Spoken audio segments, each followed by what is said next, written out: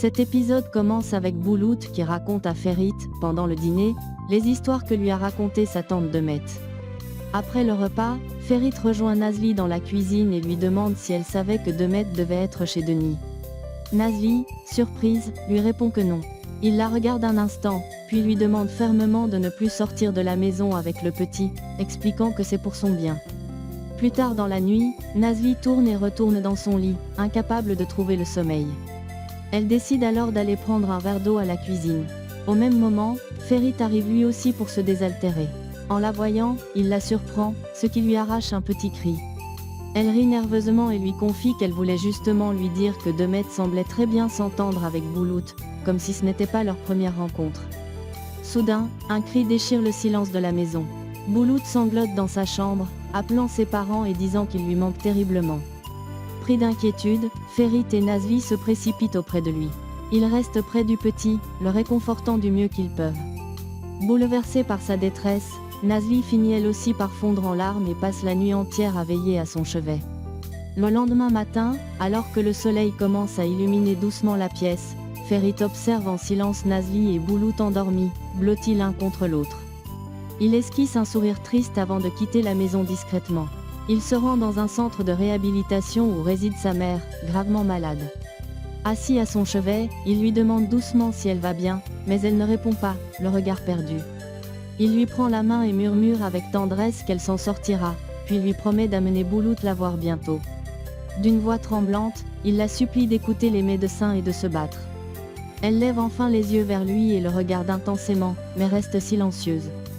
Pendant ce temps, à la maison, Nazli profite d'un moment de répit pour appeler Fasto. Elle lui raconte comment les choses se passent chez Ferit et en profite pour prendre des nouvelles de ses sœurs. Boulout finit par se réveiller et rejoint Nazli à la cuisine, marchant prudemment avec ses béquilles.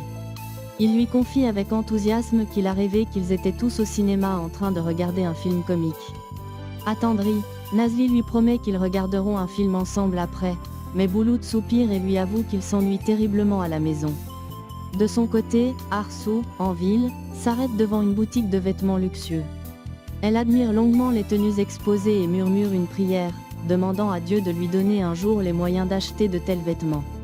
Finalement, elle entre dans le magasin, sélectionne 2 robes et se dirige vers la cabine d'essayage. Quelques instants plus tard, elle ressort, mais avec une seule robe en main. Elle ajuste un chapeau sur sa tête comme s'il lui appartenait et se dirige vers la sortie d'un pas confiant. Mais avant qu'elle ne puisse franchir la porte, un vigile l'interpelle et lui demande de s'arrêter.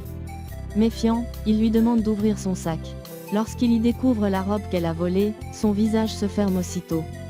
Il la fixe avec sévérité avant de l'attraper par le bras et de l'emmener à l'intérieur du magasin sous les regards curieux des autres clients. De l'autre côté, Tariq croise Fasto dans un restaurant de basse classe et est surpris de la voir à cet endroit.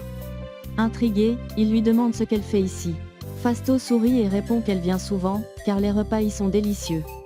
Puis, sans plus attendre, elle se met à manger avec gourmandise, expliquant qu'elle avait très faim.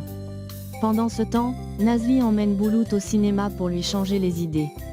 Alors qu'il s'installe, son téléphone sonne. En décrochant, elle apprend avec stupeur que sa sœur Arsu est au commissariat. Aussitôt, elle demande au chauffeur de faire demi-tour et se rend sur place en urgence. Au restaurant, Tariq et Fasto passent un bon moment ensemble.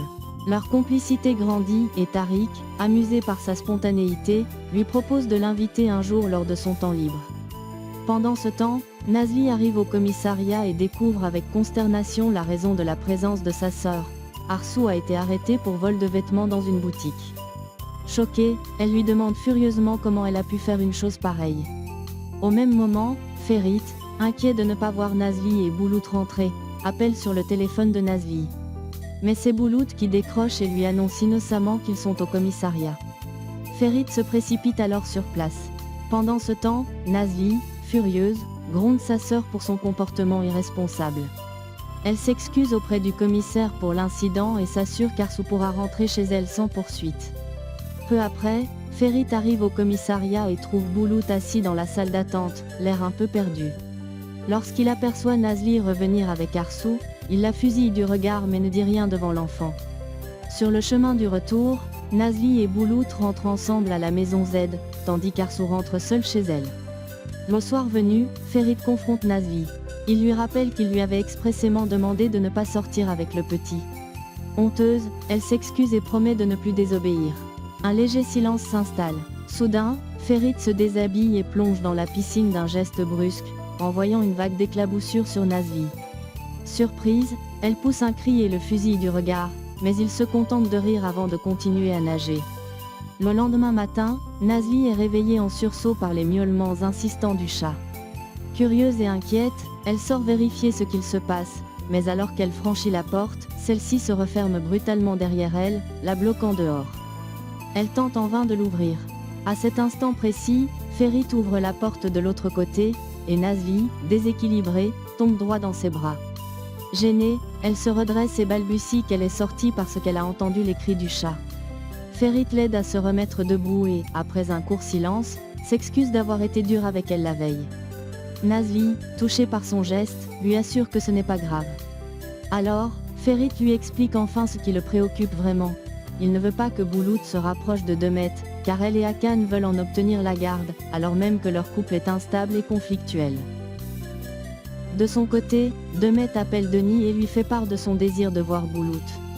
Mais Denis lui rappelle qu'elle l'a déjà vu la veille et lui explique qu'il préfère attendre un peu avant d'organiser une nouvelle rencontre. Malgré l'insistance de Demet, il reste ferme et lui promet simplement qu'elle pourra le voir une autre fois, mais pas aujourd'hui. Au même moment, Ferit part faire du footing avec Engin. Tout en courant, il se confie à son ami, exprimant son agacement envers Nazli. Il lui reproche d'avoir emmené Boulout voir Demet et d'être allé au commissariat avec lui. Engin, lassé de l'entendre se plaindre, lui fait remarquer qu'il est particulièrement injuste envers la jeune femme. Il lui rappelle que Nazli se soucie profondément de Boulout et qu'elle agit toujours dans son intérêt. Pendant ce temps, Arsu rend visite à Nazli, qui continue de la sermonner pour son comportement irresponsable de la veille. Agacé, Arsu tente de se justifier en lançant que c'est le diable qui l'a possédé. Mais Nazli ne se laisse pas convaincre et lui rappelle avec fermeté que ce genre d'attitude peut avoir de lourdes conséquences. De l'autre côté, Hakan et Demet rencontrent à nouveau leur avocat pour discuter des démarches juridiques concernant la garde de Boulout. Ils veulent s'assurer que toutes les conditions sont réunies pour maximiser leurs chances d'obtenir la tutelle du petit. Au même moment, Ferit lit une lettre de son propre avocat. Le contenu le met en colère. Selon la loi, Boulout doit être élevé dans une famille et ne peut pas rester sous la garde d'un célibataire. Cette nouvelle l'inquiète profondément, car il sait que cela joue en faveur de Demet et Hakan. À la maison, Demet se présente pour rendre visite à Boulout, apportant avec elle un cadeau destiné au petit. Mais Nazli l'arrête à l'entrée et lui explique qu'elle ne peut pas entrer. Déterminée, Demet insiste et tente de la convaincre en jouant sur la corde sensible. Au même moment, profitant de l'absence momentanée de Nazli, Arsu se faufile discrètement à l'intérieur et commence à fouiller la maison, cherchant quelque chose d'important. Finalement, sous la pression de Demet, Nazli finit par céder et la laisse voir son neveu. Demet entre et adopte une attitude chaleureuse et bienveillante envers l'enfant, cherchant à gagner sa confiance. Pendant ce temps, Arsu se rapproche de Demet et engage la conversation avec elle. Elle sympathise rapidement, ce qui ne plaît pas du tout à Nazli, qui observe la scène avec méfiance. J'espère que vous avez adoré la vidéo. N'oubliez pas de vous abonner et d'activer la cloche pour ne manquer aucun nouveau résumé. À très bientôt pour d'autres histoires encore plus crépitantes. Shelly's Love, votre rendez-vous pour revivre les meilleures émotions des novellas.